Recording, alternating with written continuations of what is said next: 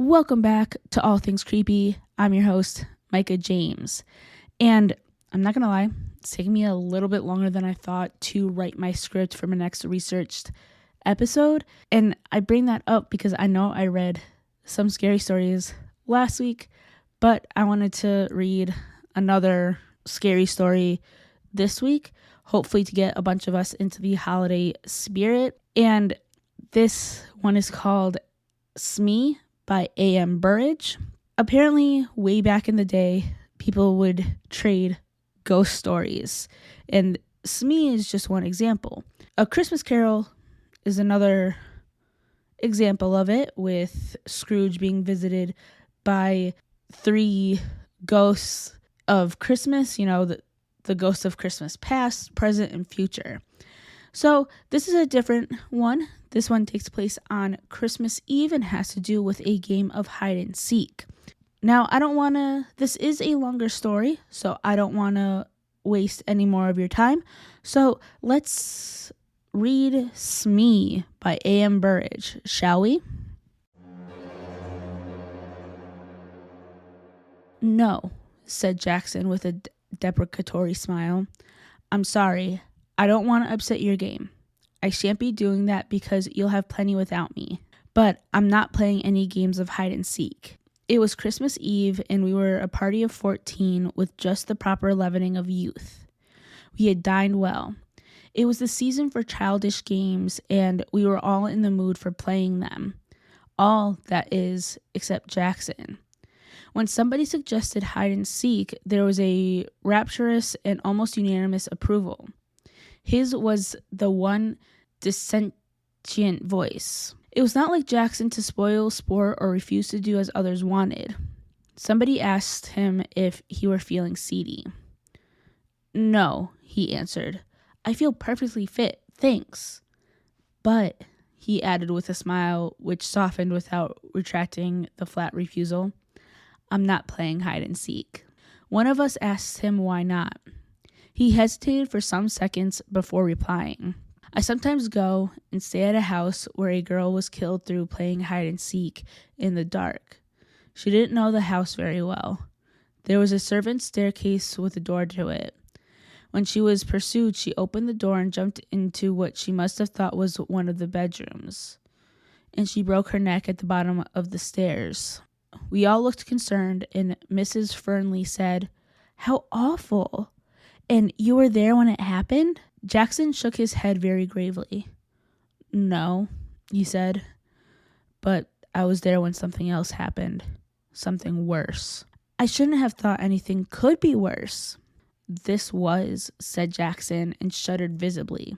Or so it seemed to me. I think he wanted to tell the story and was angling for encouragement. A few requests which may have seemed to him lack urgency, he affected to ignore and went off at a tangent. I wonder if any of you have played a game called Smee. It's a great improvement on the ordinary game of hide and seek. The name derives from the ungrammatical colloquialism, it's me. You might care to play if you're going to play a game of that sort. Let me tell you the rules. Every player is presented with a sheet of paper. All sheets are blank except one on which is written Smee. Nobody knows who is Smee except Smee himself or herself, as the case may be. The lights are then turned out and Smee slips from the room and goes off to hide. And after an interval, the other players go off in search, without knowing whom they are actually in search of. One player meeting another challenges with the word Smee, and the other player, if not the one concerned, answers Smee. The real Smee makes no answer when challenged, and the second player remains quietly behind him. Presently, they will be discovered by a third player who, having challenged and received no answer, will link up with the first two. This goes on until all the players have formed a chain, and the last to join is marked down for a forfeit.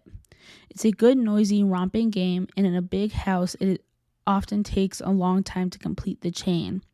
You might care to try it. and I'll pay my forfeit and smoke one of Tim's excellent cigars here by the fire until you get tired of it. I remarked that it sounded a good game and asked Jackson if he played himself. Yes, he answered. I played it in the house I was telling you about. And she was there? The girl who broke... No, Mrs. Fernley interrupted. He told us he wasn't there when it happened. Jackson considered. I don't know if she was there or not. I'm afraid she was. I know that there were 13 of us, and there ought to have only been 12. And I'll swear that I didn't know her name, or I think I should have gone clean off my head when I heard the whisper in the dark. No, you don't catch me playing that game or any other like it anymore. It spoiled my nerve quite a while, and I can't afford to take long holidays. Besides, it saves a lot of trouble and inconvenience to own up at once to being a coward. Tim Vouse, the best of hosts, smiled around at us, and in that smile there was a meaning which is sometimes vulgarly expressed by the slow closing of an eye. There's a storm coming, he announced. There's certainly a story of sorts, said Jackson, but whether it's coming or not... He paused and shrugged his shoulders. Well, you're going to pay a forfeit instead of playing? Please, but have a heart and let me down lightly. It's not just the sheer cussedness on my part. Payment in advance, said Tim, ensures honesty and promotes good feeling. You are therefore sentenced to tell the story here and now. And here follows Jackson's story, unrevised by me, and passed on without comment to a wider public. Some of you, I know, have run across the Sangstons. Christopher Sangston and his wife, I mean. They're distant connections of mine. At least, Violet Sangston is. About 8 years ago, they bought a house between the North and South Downs on the Surrey and Sussex border. And 5 years ago, they invited me to come and spend Christmas with them. It was a fairly old house. I couldn't say exactly of what period, and it certainly deserved the epithet rambling. It wasn't a particularly big house, but the original architect, whoever he may have been, had not concerned himself with economizing in space, and at first you could get lost in it quite easily. Well, I went down for that Christmas, assured by Violet's letter that I knew most of my fellow guests, and that the 2 or 3 who might be strangers to me were all lambs. Unfortunately, I'm one of the world's workers and couldn't get away until Christmas Eve, although the other members of the party had assembled the preceding day. Even then, I had to cut rather fine to be there for dinner on my first night. They were all dressing when I arrived, and I had to go straight to my room and waste no time. I may even have kept dinner waiting a bit, for I was last down. And it was announced within a minute of my entering the drawing room. There was just time to say hello to everybody I knew, to be briefly introduced to the 2 or 3 I didn't know, and then I had to give my arm to Mrs. Gorman. I mentioned this as the reason why I didn't catch the name of a tall, dark, handsome girl I hadn't met before. Everything was rather hurried, and I am always bad at catching people's names. She looked cold and clever and rather forbidding. The sort of girl who gives the impression of knowing all about men, and the more she knows of them, the less she likes them. I felt that I wasn't going to hit it off with this particular lamb of Violet's, but she looked interesting all the same, and I wondered who she was. I didn't ask because I was pretty sure of hearing somebody address her by name before very long. Unluckily, though, I was a long way off her at table, and as Mrs. Gorman was at the top of her form that night, I soon forgot to worry about who she might be. Mrs. Gorman is one of the most amusing women I know, an outrageous but quite innocent flirt, with a very sprightly wit which isn't always unkind. She can think half a dozen moves ahead in conversation, just as an expert can in a game of chess. We were soon sparring, or rather, I was covering against the ropes, and I quite forgot to ask her in an undertone the name of the cold, proud beauty. The lady on the other side of me was a stranger, or had been until a few minutes since, and I didn't think of seeking information in that quarter. There was a round dozen of us, including the Sangstons themselves, and we were all young or trying to be. The Sangstons themselves were the oldest members of the party, and their son Reggie, in his last year at Marlborough, must have been the youngest. When there was talk of playing games after dinner, it was he who suggested Smee. He told us how to play it just as I've described it to you. His father chipped in as soon as we all understood what was going to be required of us. If there are any games of that sort going on in the house, he said, for goodness sake, be careful of the back stairs on the first floor landing. There's a door to them, and I've often meant to take it down. In the dark, anybody who doesn't know the house very well might think they are walking into a room. A girl actually did break her neck on those stairs about 10 years ago when the Ainsteys lived here. I asked how it happened. Oh, said Sangston, there was a party here one Christmas time, and they were playing hide and seek, as you proposed doing.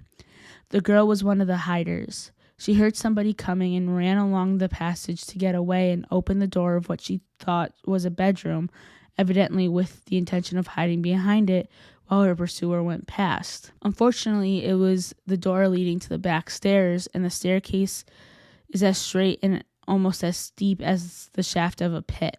She was dead when they picked her up. We all promised for our own sakes to be careful.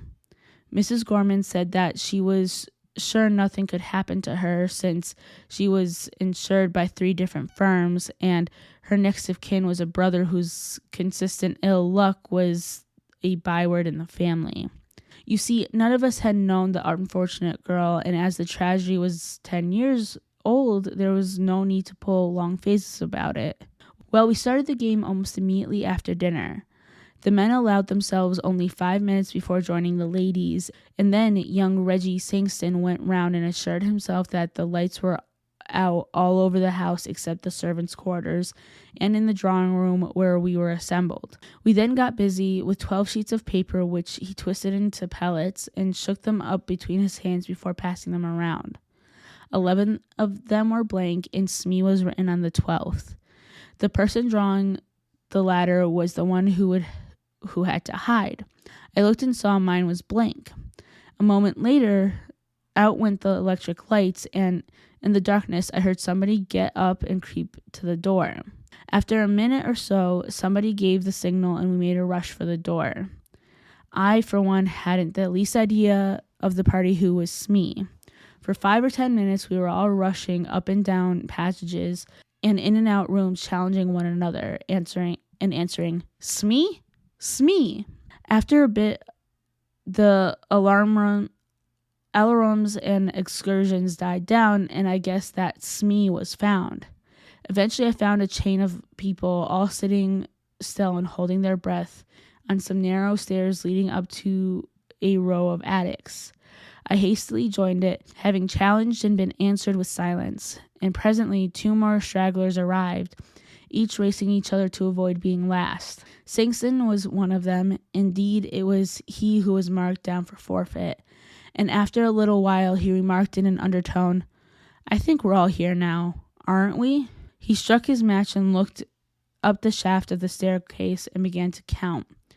It wasn't hard, although we just about filled the staircase, for we were sitting each a step or 2 above the next, and all of our heads were visible. 9, 10, 11, 12, 13, he concluded and then laughed. Dash it all, that's one too many. The match had burned out, and he struck another and began to count. He got as far as 12 and then uttered an exclamation. There are 13 people here, he exclaimed. I hadn't counted myself yet. Oh, nonsense, I laughed. You probably began with yourself, and now you want to count yourself twice. Out came his son's electric torch, giving a brighter and steadier light, and we began to count. Of course, we numbered 12. Sangston laughed. Well, he said, I could have sworn I counted 13 twice. From halfway down the stairs came Violet Sangston's voice with a little nervous trill in it. I thought there was somebody sitting 2 steps above me. Have you moved up, Captain Ransom? Ransom said that he hadn't. He also said that he thought there was somebody sitting between Violet and himself. Just for a moment, there was an uncomfortable something in the air, a little cold ripple which touched us all. For that little moment, it seemed to all of us, I think, that something odd and unpleasant had happened and was liable to happen again. Then we laughed at ourselves and at one another and were uncomfortable once more. There were only 12 of us, and there could only have been 12 of us. And there was no argument about it. Still laughing, we trooped back to the drawing room to begin again.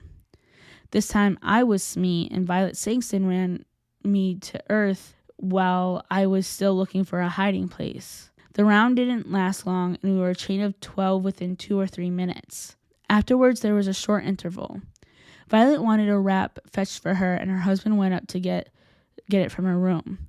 He was no sooner gone than Reggie pulled me by the sleeve. I saw that he was looking pale and sick. "Quick," he whispered while father's out of the way. "Take me into the smoke room and give me a brandy or a whiskey or something." Outside the room, I asked him what was the matter, but he didn't answer at first, and I thought it better to dose him first and question him afterward. So I mixed him a pretty dark complexioned brandy and soda, which he drank at a gulp and began to puff as if he had been running. "I've had rather a turn," he said to me with a sheepish grin. "What's the matter?" "I don't know. You were Smee just now, weren't you?" Well, of course I didn't know who Smee was, and while Mother and the others ran into the West Wing and found you, I turned east. There's a deep clothes cupboard in my bedroom.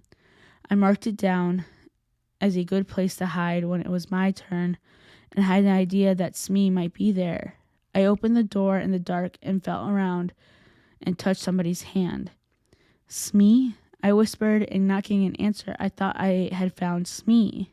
Well, I didn't know how it was, but an odd, creepy feeling came over me. I can't describe it, but I felt that something was wrong. So I turned on my electric torch, and there was nobody there.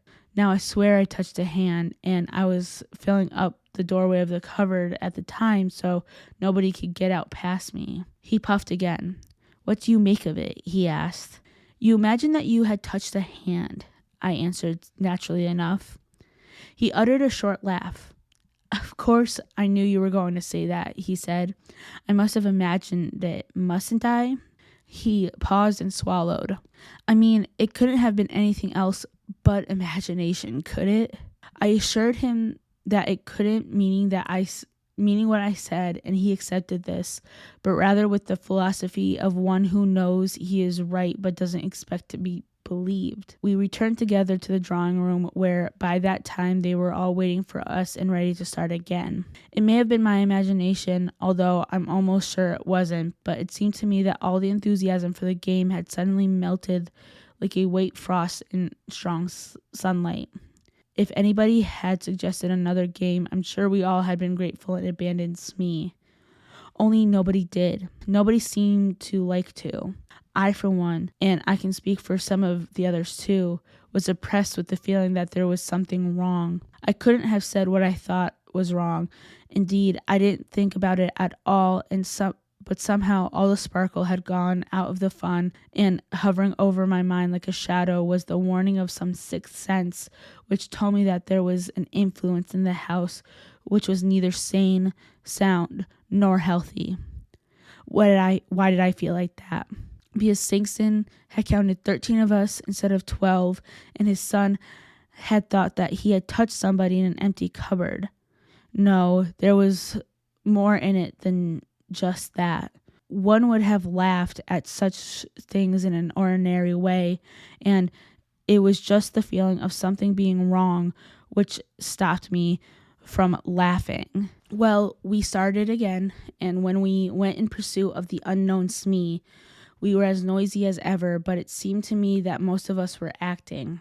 Frankly, for no reason other than the one I've given you, we'd stopped enjoying the game. I had an instinct to hunt with the main pack, but after a few minutes during which no Smee had been found, my instinct to play winning games and be first, if possible, sent me searching on my own account. And on the first floor of the west wing, following the wall, which was actually the shell of the house, I blundered against a pair of human knees. I put my hand and touched a soft, heavy curtain. I knew where I was. There were tall, deeply recessed windows with seats along the landing and curtains over the recesses to the ground. Somebody was sitting in the corner of this window seat behind a curtain. Aha! I caught Smee. So I drew the curtain aside, stepped in, and touched the bare arm of a woman. It was a dark night outside, and moreover, the window was not only curtained, but a blind hung to where the bottom panes joined with the frame. Between the curtains and the window, it was as dark as the plagues of Egypt. I could not have seen my hand held 6 inches from before my face, much less the woman sitting in the corner. Smee, I whispered. I had no answer. Smee, when challenged, does not answer, so I sat beside her, first in the field to await the others. Then, having settled myself, I leaned over to her and whispered, "Who is it? What's your name, Smee?" And out of the darkness beside me, the whisper came back, "Brenda Ford." I didn't know the name, but because I didn't know, I guessed at once who she was. The tall, pale, dark girl was the only person in the house I didn't know by name. Ergo, my companion was the tall, pale, dark girl. It seemed rather intriguing to be there with her, shut in between a heavy curtain and a window, and I rather wondered whether she was enjoying the game we were all playing. Somehow she hadn't seemed to me to be one of the romping sort. I muttered one or two commonplace questions to her and had no answer. Smee is a game of silence, and the person or persons who have found Smee are supposed to keep quiet to make it hard for others. But there was nobody else about, and it occurred to me that she was playing the game a little too much to the letter. I spoke again and got no answer, and then I began to be annoyed. She was of that cold, superior type which affects to despise men. She didn't like me, and she was sheltering behind the rules of the game for children to be discourteous. Well, if she didn't like sitting there with me, I certainly did not want to be sitting there with her. I half turned from her and began to hope that we should both be discovered without much more delay. Having discovered that I didn't like being there alone with her, it was queer how soon I found myself hating it, and that for a reason very different from the one which had at first whetted my annoyance. The girl I had met for the first time before dinner and seen diagonally across the table had a sort of cold charm about her which had attracted while it had half angered me. For the girl who was with me, imprisoned in the opaque darkness between the curtain and the window, I felt no attraction at all. It was so very much the reverse that I should have wondered at myself if, after the first shock of the discovery, that she had suddenly become repellent to me. I had room in my heart for anything besides the consciousness that her close presence was an increasing horror to me. It came upon me just as quickly as I uttered the words. My flesh suddenly shrank from her as you see a strip of gelatin shrink and wither from before the heat of a fire. That feeling of something being wrong had come back to me, but multiplied to an extent which turned foreboding into actual terror. I firmly believed that I should have got up and run if I had not felt that at my first movement she would have divined my intention and compelled me to stay, but by some means of which I could not bear to think. The memory of having touched her bare arm made me wince and draw in my lips. I prayed that somebody else would come along soon. My prayer was answered. Light footfalls sounded on the landing. Somebody on the other side of the curtain brushed against my knees. The curtain was drawn aside, and a woman's hand, fumbling in the darkness, presently rested on my shoulder. "Smee?" whispered a voice which I instantly recognized as Mrs. Gorman's. Of course, she received no answer. She came and settled down beside me with a rustle. I can't describe the sense of relief she brought me. "It's Tony, isn't it?" she whispered. "Yes," I whispered back. "You're not Smee, are you?" "No, she's on my other side." She reached a hand across me, and I heard one of her nails scratch the surface of a woman's silk gown. "Hello, Smee. How are you? Who are you? Oh, is it against the rules to talk? Never mind, Tony. We'll break the rules. Do you know, Tony, this game is beginning to irk me a little. I hope they're not going to run it to death by playing it all evening. I like to play some game where we can all be together in the same room with a nice bright fire." "Same here," I agreed fervently. "Can't you suggest something when we go down? There's something rather uncanny in this particular amusement. I can't quite shed the delusion that there's somebody in this game who oughtn't be in at all." That was just how I had been feeling, but I didn't say so. But for my part, the worst of my qualms were now gone. The arrival of Mrs. Gorman had dissipated them. We sat on talking, wondering from time to time when the rest of the party would arrive. I don't know how long it elapsed before we heard a clatter of feet on the landing and young Reggie's voice shouting, "Hello! Hello there! Anybody there?" "Yes," I answered. "Mrs. Gorman with you?" "Yes." "Well, you're a nice pair. You've both forfeited. We've all been waiting you for hours." "Why, you haven't found Smee yet," I objected. "You haven't, you mean. I happen to have been Smee myself." "But Smee's here with us," I cried. "Yes," agreed Mrs. Gorman. The curtain was stripped aside, and in a moment we were blinking in the eyes of Reggie's electric torch. I looked at Mrs. Gorman, and then on my other side, between me and the wall, was an empty space on the window seat. I stood up at once and wished I hadn't, for I found myself sick and dizzy. There was somebody there, I maintained, because I touched her. "So did I," said Mrs. Gorman in a voice which lost its steadiness. "I don't see how she could have got up and gone without our knowing." Reggie uttered a queer shaken laugh. He, too, had an unpleasant experience that evening. "Somebody's been playing the goat," he remarked. "Coming down?" We were not very popular when we arrived in the drawing room. Reggie rather tactlessly gave it out that he had found us sitting in a window seat behind the curtain. I taxed the tall, dark girl with having pretended to be Smee and afterwards slipping away. She denied it, after which we settled down and played other games. Smee was done with for the evening, and I, for one, was glad of it. Some long while later, during an interval, Singston told me if I wanted a drink to go into the smoke room and help myself. I went, and he presently followed me. I could see that he was rather peeved with me, and the reason came out during the following minute or two. It seemed that in his opinion, if I must sit out and flirt with Mrs. Gorman in circumstances which would have been considered highly compromising in his young days, I needn't do it during a round game and keep everybody waiting for us. But there was somebody else there, I protested. Somebody pretending to be Smee. I believe it was that tall, dark girl, Miss Ford, although she denied it. She even whispered her name to me. Singston stared at me, nearly dropped his glass. "Miss who?" he shouted. "Brenda Ford. She told me her name was." Singston put down his glass and laid a hand on my shoulder. "Look here, old man," he said. "I don't mind a joke, but don't let it get too far. We don't want all the women in the house getting hysterical. Brenda Ford is the name of the girl who broke her neck on the stairs playing hide and seek here 10 years ago." The end.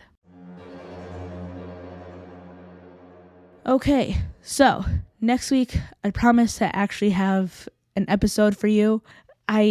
What I'm looking into is, like I said, just taking me longer than I expected to research, but I promise I will come back with an actual research episode instead of reading you a story. I promise. But even so, I hope I gave you some creeps today, because that story always has frightened me. I will see you guys next week. Please, please, please be safe out there.